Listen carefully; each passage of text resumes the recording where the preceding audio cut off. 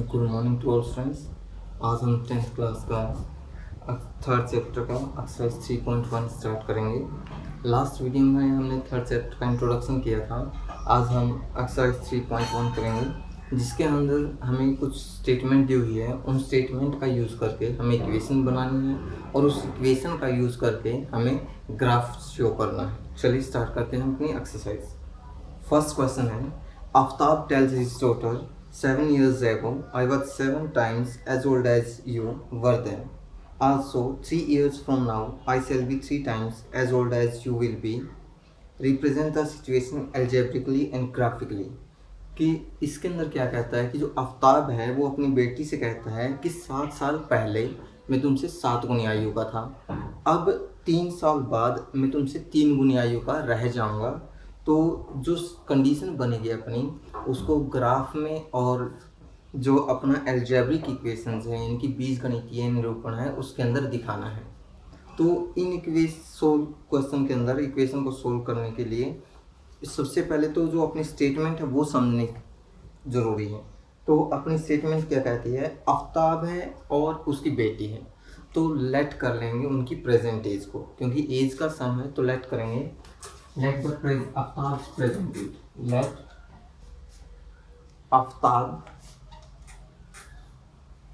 Aftab's present age, यानी कि माना आफ्ताब की वर्तमान आयु वो ले ली x। ठीक है, अब लेट कर लिया, लेट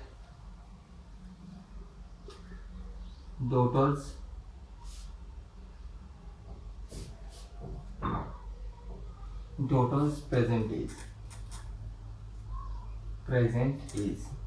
यानी कि माना पुत्री की वर्तमान आयु वो ले ली y। अब दो कंडीशन मान ली, यानी कि अपने पहले माना कि आफ्ताब की प्रेजेंट एज कितनी है, वो है x अपनी, और फिर डॉटर की प्रेजेंट एज यानी कि उसकी बेटी की जो वर्तमान आयु है वो है अपनी y। अब जो क्वेश्चन में बोला है उसी के अकॉर्डिंग हम इसको सोल्व करेंगे। तो लिखेंगे according to question, according to question यानी कि प्रश्नानुसार। जो क्वेश्चन में बोला है उसी के अनुसार हम स्टेटमेंट बनाएंगे। अब आफ्ताब क्या कहता है, 7 years ago, यानी कि 7 साल पहले।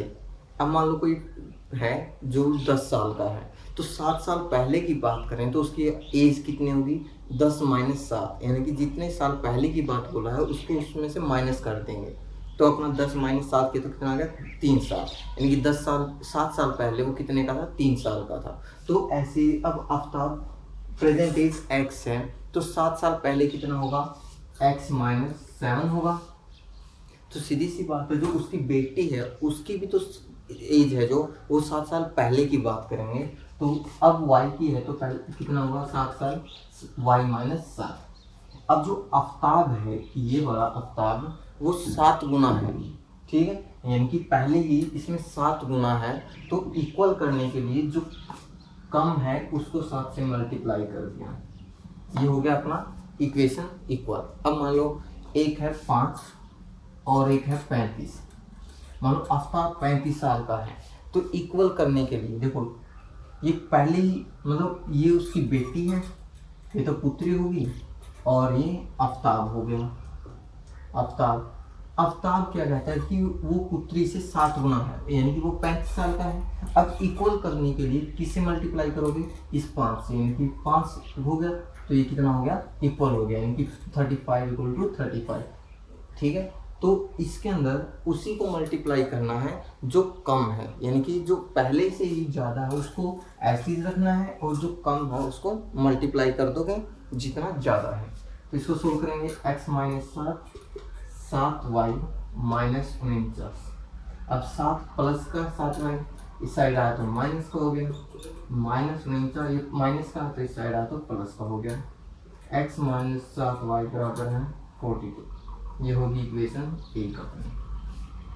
अब सेकंड इक्वेशन के लिए क्या कहता है कि 3 साल बाद, यानी कि 3 साल बाद देखो पहले था तो माइनस कर दिया, अब बाद की बात आई है तो बाद में क्या करेंगे, इसको प्लस करेंगे 3 साल बाद। यानी कि जब यदि अब x का है तो 3 साल बाद 3 साल और बढ़ेगी, ऐसे ही पुत्री की तो एज भी बढ़ेगी, तो हो गया y प्लस 3।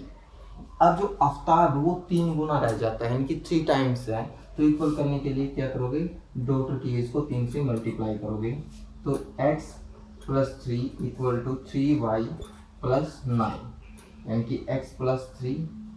अब देखिए ये साइड प्लस का है 3y, इस साइड आया तो माइनस का, अब 3 प्लस का इस साइड आया तो माइनस का, x minus 3y equal to हो गया 6। ये हो गया second equation.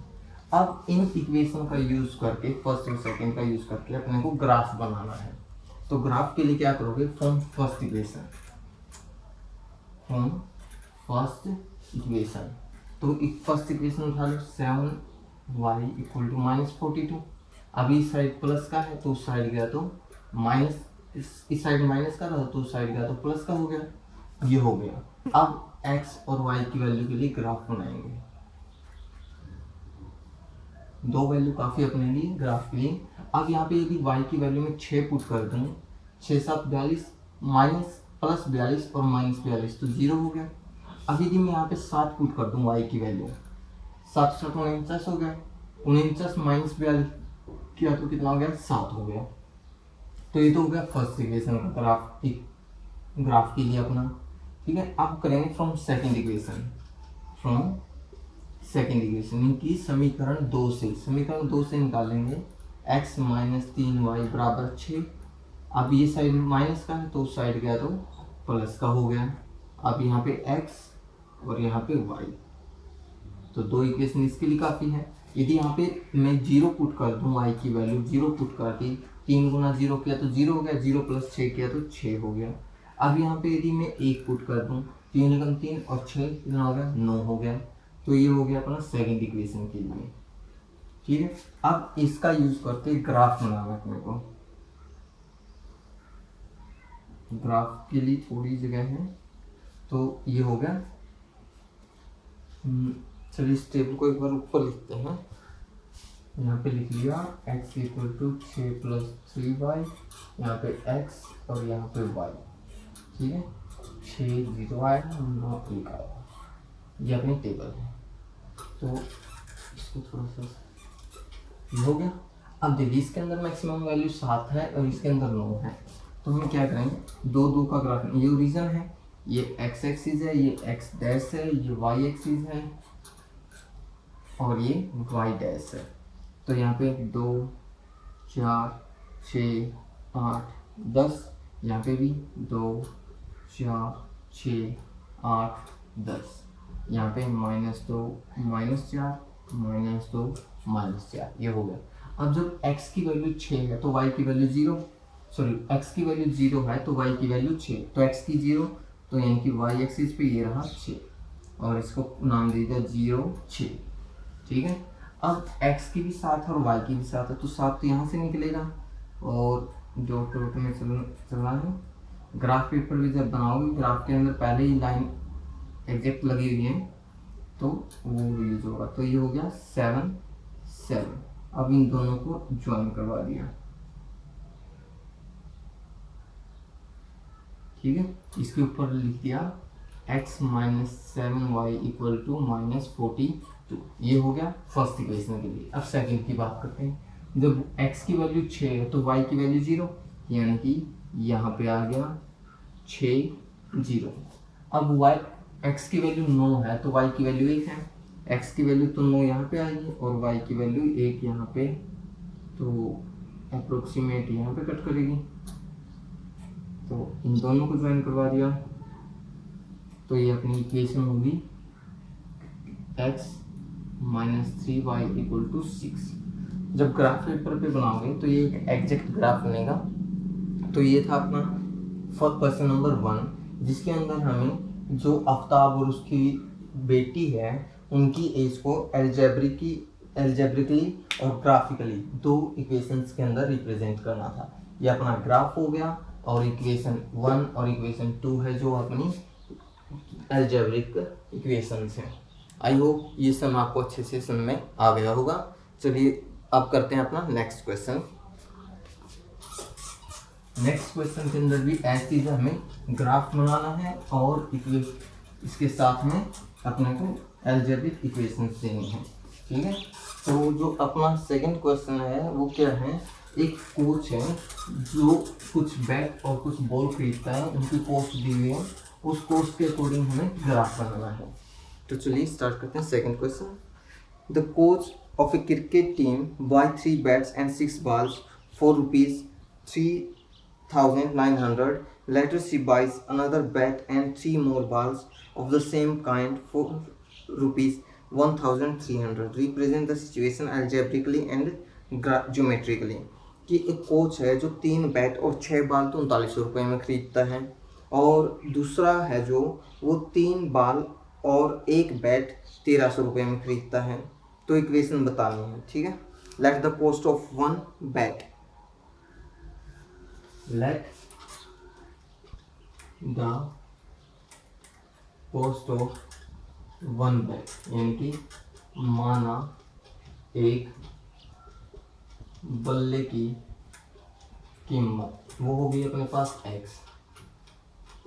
Let the cost of 1 ball, यानी कि माना एक गेंद की कीमत वो होगी अपनी y। अब अकॉर्डिंग टू क्वेश्चन, यानी कि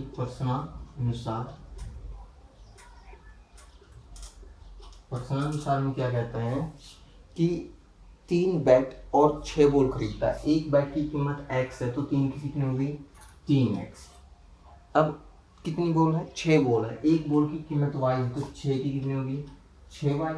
अब टोटल मिला के वो 3900 रुपये देता है।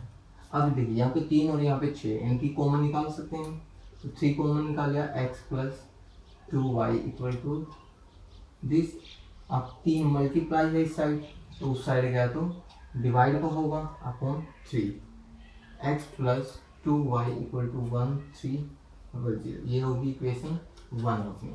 अब नेक्स्ट में बोल रहा है कि एक बैट और 2 बाल खरीद दी उसने, 3 बाल खरीदी उसने, तो एक बैट की कीमत x है और एक बाल की कीमत y है, तो 3 की 3y होगी। टोटल मिला के उसने पैसे दिए 1300 रुपये, यानी कि थर्ड है।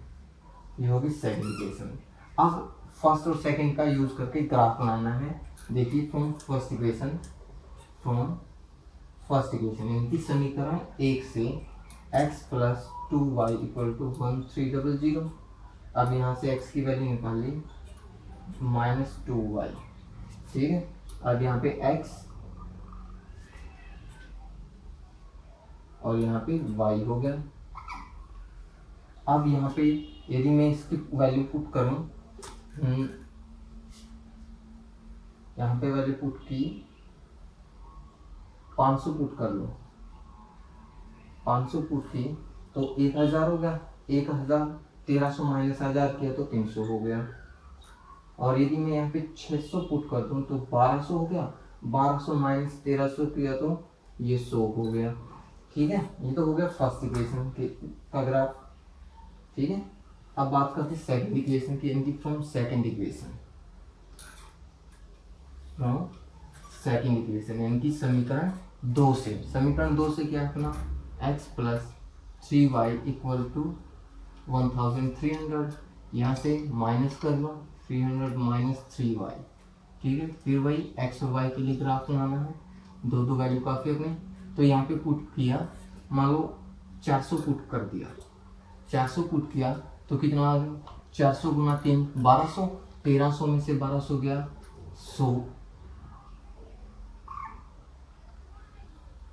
ये 100 बच गया, ये 1200 हो गया था, 1200 1300 हो गया। ठीक है, अब यहाँ पे मैं पुट कर दूं 300, ये हो गया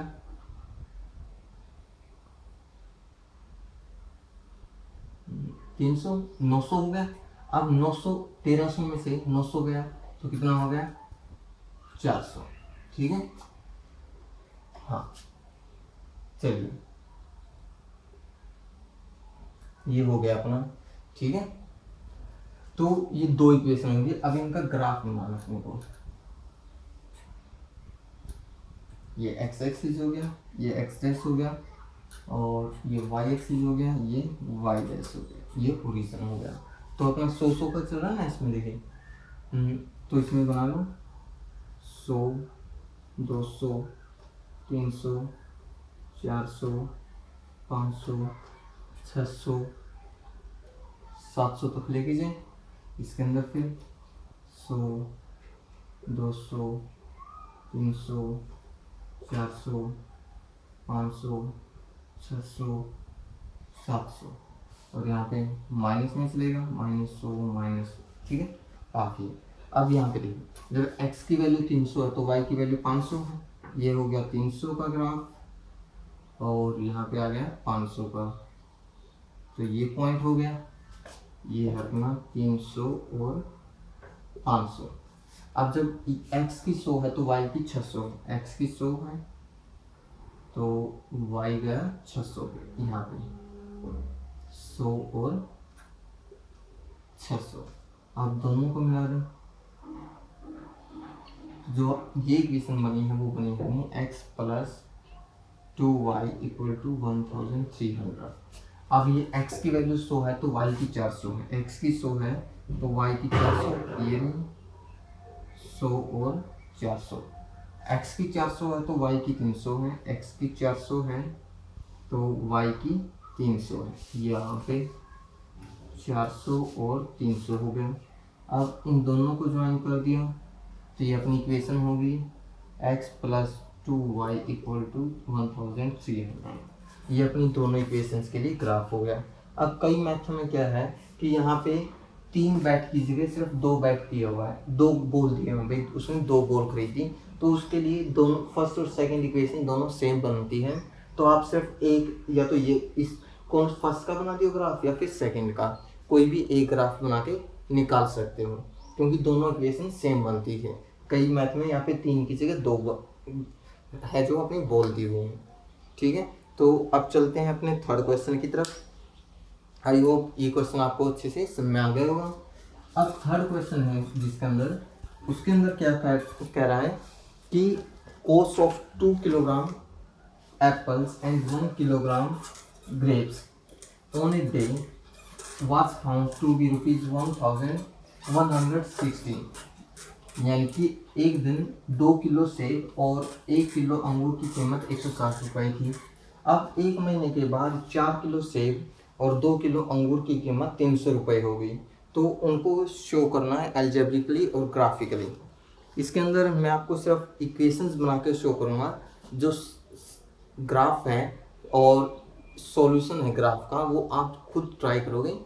यदि समझ में आप कर दोगे तो अच्छी बात है, यानी उसको, ठीक है। और यदि नहीं आया तो कमेंट सेक्शन में आप कमेंट करके मुझे बता सकते हैं, फिर नेक्स्ट वीडियो में इसको सोल्व करेंगे।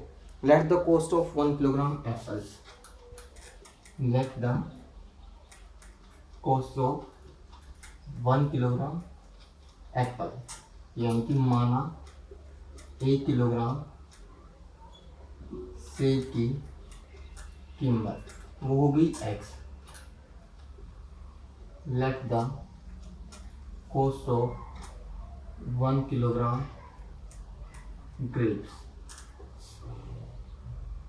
ग्रेप्स, यानी कि माना 1 किलोग्राम अंगूर की कीमत वो होगी 1। अब अकॉर्डिंग टू क्वेश्चन, यानी कि प्रश्नानुसार, जो क्वेश्चन में है उसके अनुसार हम चलेंगे। अब क्या कह रहा हूँ कि 2 किलोग्राम सेब, 1 किलोग्राम का x है तो 2 का कितना हुआ, 2x हो गया। और 1 किलोग्राम अंगूर, 1 किलोग्राम अंगूर की कीमत है y, दोनों की कुल मिला के कीमत कितनी दी उसने, 160 रुपये, 160। ये इक्वेशन 1 होगी। अब बोल रहे हैं कि 4 किलो सेब और 2 किलो अंगूर, एक की x है तो 4 कितनी होगी, 4x, और 2 किलो अंगूर की कीमत 2y, तो कुल मिला के उसने कितने रुपए दिए, 300 रुपये, 300। अब देखिए यहाँ पे 4, यहाँ पे 2 कॉमन निकाल सकते हैं, तो 2 कॉमन निकाले, 2x प्लस y बराबर 300। ठीक है, तो 2 मल्टीप्लाई हुई साइड, तो उस साइड गया तो क्या होगा, डिवाइड में हो गया, divide by 2, 2x plus y equal to कितना हो गया 150। ये होगी सेकंड इक्वेशन। अब आपको क्या करना है कि फर्स्ट और सेकंड का यूज़ करके ग्राफ बनाना है। ठीक है, ट्राई कीजिए, यदि समझ में आता है तो अच्छी बात है, यदि नहीं आता तो हम नेक्स्ट वीडियो में इसको फिर सोल्व करेंगे। आई होप ये एक्सरसाइज आपकी कंप्लीट समझ में आ गई होगी। यदि आपको वीडियो अच्छी लगी तो प्लीज़ लाइक कीजिए, शेयर कीजिए और चैनल को सब्सक्राइब कीजिए। Thank you and have a nice day.